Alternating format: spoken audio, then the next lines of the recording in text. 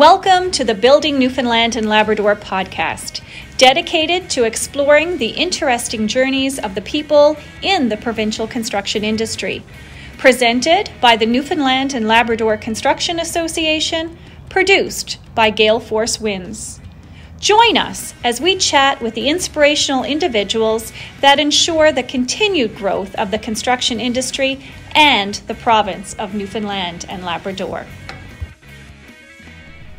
It's fantastic to be in conversation with one of the Shriners. We've been part of helping the Shriners through the Newfoundland and Labrador Construction Association, but tonight we're going to have a little time alone with one of the pretty senior fellas in the organization, and by senior I don't mean by age, of course, sir. What I'm talking about is your position within the Shriners.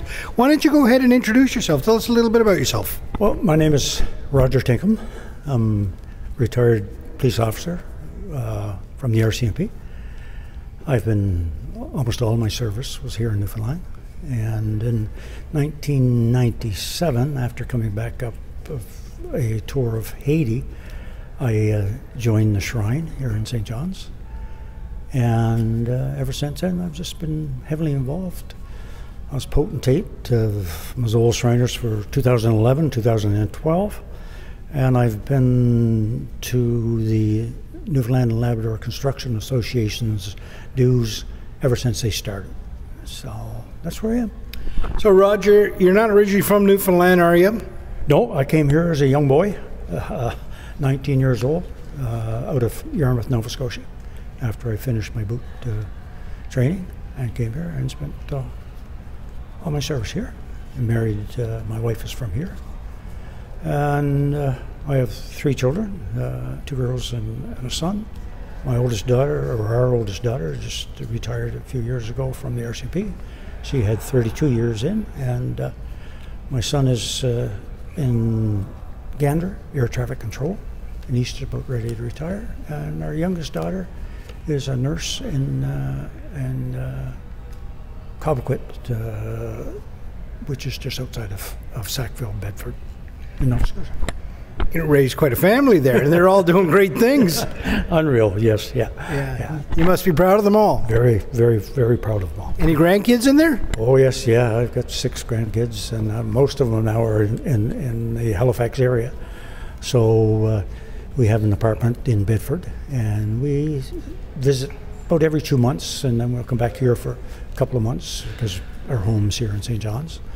And we just go back and forth. So we just came back on Sunday. We're here for 2 months, as I say, and we'll go back just before Christmas and spend Christmas with the family and the kids.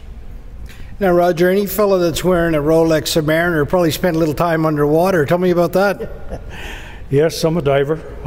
I dove for 18 years for the RCMP, and I had to slow down. I had a heart attack underwater in 1988 in Vancouver Harbor. And so it slowed me down a little bit, and but I enjoy diving. And after I retired, the force was looking for a diving supervisor for the Atlantic region, so I applied, and I went back on a 3-month contract, but I stayed for another 5 years, and I supervised the dive teams in New Brunswick, Nova Scotia, and Newfoundland. Heart attack underwater slowed me down a bit. Just imagine. At any rate, Roger, tell me about the Shriners. What brought you into that organization? Well, actually, what brought me into it was the children and what the Shrine does for the children, and then of course the fun, the togetherness that we have, and that's basically what it is. And I came up through the divan ranks of the Shrine, and when I became potentate. And then after that, I was nominated to become a member of the board of directors of our hospital in Montreal. So I joined the hospital in Montreal, and ever since, that was 2011-12. And I'll become emeritus the end of December of this year. Wow. Roger, sounds to me like you didn't really retire. You just took your skills and know-how in another direction. Well, yes, yeah, in a way, I enjoyed. I've enjoyed every day, and when you see the kids, when they come to us, how they are, and then to see them after they've been looked at. One example here at the hotel a few years ago, we brought a young child here to the NLCA evening gala, and the young boy was in a wheelchair, couldn't walk. However, he was super. He came back about 3 years later, and he walked up on the stage. And I'll tell you, that's what it's all about. That's what it's all about, eh? Tell me about the relationship with the NLCA. You would have watched that grown over the years as well. Oh, yes, yeah. I think my first year was 2011, 2012 with the NLCA. And I've been to every one of their galas here. The money, $416,000 they've raised. It's just amazing what they do. They never forget us. We're the charity of choice for the NLCA. Besides the gala, in the last 5, maybe 6 years, they've always put on a dinner at the Shrine Club in the fall, and they like to call a Jigs dinner, which is Newfoundland dinner. So I kind of organize and supervise that for them, and even at the dinner, another $4,000-5,000 that they raise. So it's just, the organization is just unbelievable. They're good as gold. Again, 1 year, a child was here in a wheelchair, lived just outside of St. John's. He didn't have a wheelchair ramp going into the home. One of the contractors here went down, built a wheelchair ramp in his house at no cost. Just like that, eh? Like that. Heard about it and solved the problem.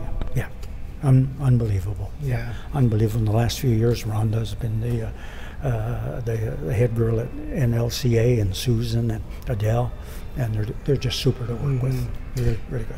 So you become a Shriner Emeritus, is that the term? Yes. Yeah. Yes. What does that mean? What do you do then? What's next for you? Well, all right, I could still attend all the board meetings in Montreal and so on and so forth. I don't have a vote on the board at that, but that's basically what it becomes. So you're on the board in Montreal. Yes. How often are you up there? Well, besides COVID, every month. Okay. I usually go up on the third Wednesday of the month, and stay there Wednesday and Thursday, and then come back either to Newfoundland or to Nova Scotia. And, so you're not chasing the grandkids around? Well, we're not chasing the grandkids, yes. Spending every other night at the hockey rink in Bedford or Halifax or someplace. Yes. Yeah. What's the hospital like in Montreal? Unbelievable. Unreal. Second to none. When I started, we were at the Mount Royal in the old hospital. We had, I believe at that time, 42 employees. It was an older hospital, beautiful hospital, but old. And then we started a campaign to raise funds for the hospital and to build a new hospital. And the first thing that we did was a rendezvous in a van I dipped the wheels of the van here in the harbor in St. John's. And when it was finished, they dipped the wheels in water in Victoria, BC. Wow. Unbelievable. It was just unreal. We've gone from the small hospital where it was a family hospital. Everybody knew everybody.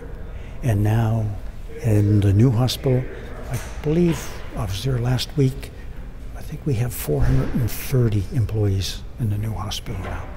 But it's just a gorgeous place. I invite anybody that if they're in Montreal, they've got a couple hours to spare, to pop out to the hospital and ask for a tour. They'll take them on a tour of the hospital. Second to none. Well, what a wonderful conversation right here on the podcast, the Building Newfoundland and Labrador podcast. in conversation. Roger, I can't begin to thank you for taking time out this evening to have a conversation with us. Tell us a little bit about yourself and a little bit about the Shriners. I can tell you this is the face of a lifetime of service to his community. So thank you very much. Thank you. Thank you. Thank you for tuning in to the Building Newfoundland and Labrador podcast, presented by the Newfoundland and Labrador Construction Association, produced by Gale Force Winds.